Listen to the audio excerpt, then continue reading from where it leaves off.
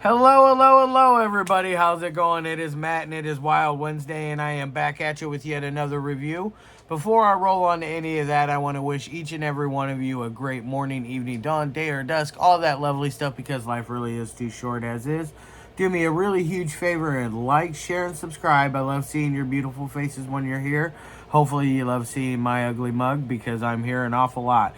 With all that said in mind, one last little tidbit of information. Check out the description box. I give you your brief synopsis, your starring cast, your director, runtime of the cut I am watching, along with a link for a trailer, a link for where you can watch it, a link for where you can purchase it, and a link if you decide you can buy me a cup of coffee or help support the channel. So either way, you can definitely, you got all those many a plethora of options to do. So with all that said in mind, let's get on to the film of the day. And today's came out back in 2020. It is none other than the slasher victim 666 magnum opus known as Reel 2.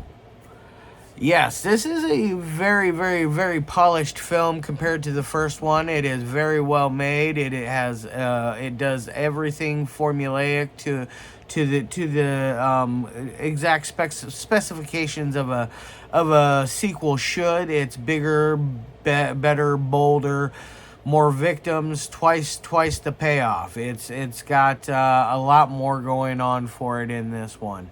So definitely check that out. What is it about? So you get a little bit of, you start out with in the first part is you get a little bit of a brief recap of what happened in Reel number 1, which I reviewed last week or the week before, I forget exactly. But either way, when you watch Reel 2, you get a little bit of a recap of what happened in the first one, and now slasher victim 666 is back and is ready to get him a new star, a new victim. You know, he's ready to make a new film because he is the greatest director ever. That is, what they say. Now, so after that little recap, he's going out finding stars. He finds all kinds of victims. He cuts a girl's face off, and he decides to give it to his assistant. And his assistant is a very interesting gal in her own. I really like the assistant's character.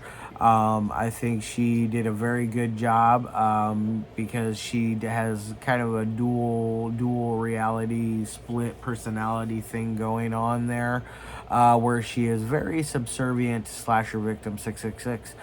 But she also doesn't realize at first that everything that he's filming is real and not just a movie. So she eventually she runs away from him, and later comes back, and she is very different. Her appearance has drastically changed. She no longer is wearing has blonde hair. She is now has dark jet black hair. She is no longer wearing her glasses. She's got dark circles around her eyes. She's very, very much changed into a different person. She is metamorphoses to this butterfly of death and destruction. So it is very, very cool. I think that this one is definitely better than the first. I do like the first a little bit more, only because it's the part 1, and it just really, everything just struck gold perfectly with me. Not that there's anything wrong with part 2. Part 2 is a better film all the way around. I am 100% a fan of it as well. I do hope to someday see the Golden House and all of its glory, and maybe someday Slasher Victim can make me a victim. I don't know. We'll see. Because I believe there is a Reel 3, and then I'm sure he'll keep on going with that, or move on to other things. We'll say. I don't know. We'll see. I'm still very new to the Slasher Victim 666 universe. I appreciate everything that he's done by letting me review his two masterpieces. I feel like they work very well. The first one is more handheld, shaky cam, found footage style. This one is a lot more polished, even though it is a lot of handheld. It is no the camera is a lot more balanced. Um, the effects are better. The acting is better. There's more to it. There's like a plethora of victims in this. This just really has a nice variety of gore to add to everything. I can't say anything bad about this film. I think it is very masterfully done, and I feel like Slasher delivered the goods 100%, and I buy into his gimmick 100%. I think it's fun. I think it's cool. Um, the idea of him bringing his family back into the fray is also very cool. The McCuddles, I believe, is what they were called. They are a very, very just frightening family. They do not mess around. They do horrible things to our victims in this one. Such as at one point they break a glass bottle and put it in his shoes and make him wear the shoes, which, by the way, is a new one. I have never heard of doing such a thing, but yeah, it's pretty brutal. And then you get a very, very interesting epilogue at the end with the bride, which is his assistant, and their final scene is just beautiful. I really enjoyed that scene. I think it fit perfectly. I'm curious where Reel 3 will end up on this, because it went a route I kind of saw coming once the frames were starting to kind of pull together. I definitely was like, oh, he's going to do this, but I'm not going to tell you what he's going to do because I wish for you to watch it. It is perfect for the Halloween season. Yes, indeed, it is going to scare the hell out of amateurs. I think that it delivers, and it really runs on all cylinders and does a fantastic job. Now, on to my 3 things that I like my films to meet. Audio gets an A. There was a couple of places where the audio dips out just a pinch, where I had to rewind it, just go back like a few seconds and re-listen. But that was during mostly towards the end scenario, with our 2 heroes and the McCuddles. That scene in general is just absolutely brutal and just really is awesome. By the way, I think that there was some really cool effects being done. Interesting new ideas. I really dig this film a lot. But other than that, the audio does a very good job and doesn't make you feel like you don't understand what is going on or what is being said. So it does deliver. Now on to dialogue. Dialogue is always fun with both Reel 1 and Reel 2. They say things that are new type language. It's a modern film. 2020, and then I believe 2019 or 2017. I can't remember exactly when the first reel was made off the top of my head. But either way, that's neither here nor there. The dialogue is still very fresh and hip and new.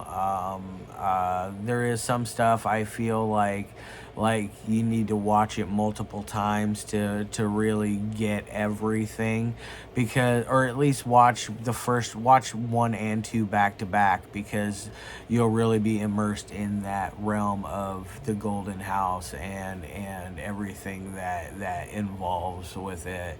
I think it's an awesome idea. I hope that Slasher Victim keeps me in mind for any future projects, because I would love to see what he does. I just am 100% behind this and the whole gimmick in the franchise. I think it's very, very cool. So the dialogue gets an A+ for me. Editing, I think the editing is definitely much superior in this one. He got a very good team surrounded by him with this film. Like I said, it's way more polished than the first one is. You can tell he is using better equipment all the way around, better editing software, better audio software, but just everything is just better all the way around. It definitely was an improvement upon the first. So definitely, if you watch part 1, watch part 2. It is well worth your while.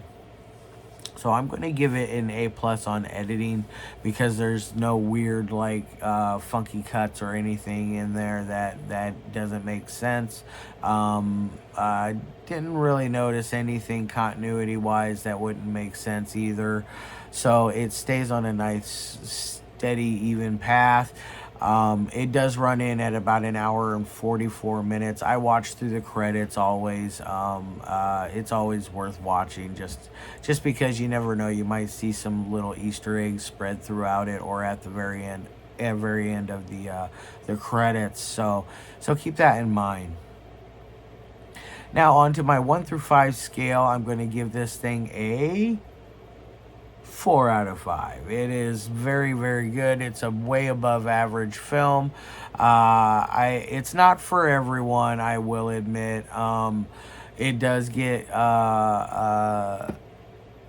really gory in places. So if you're not into gore, this is not for you.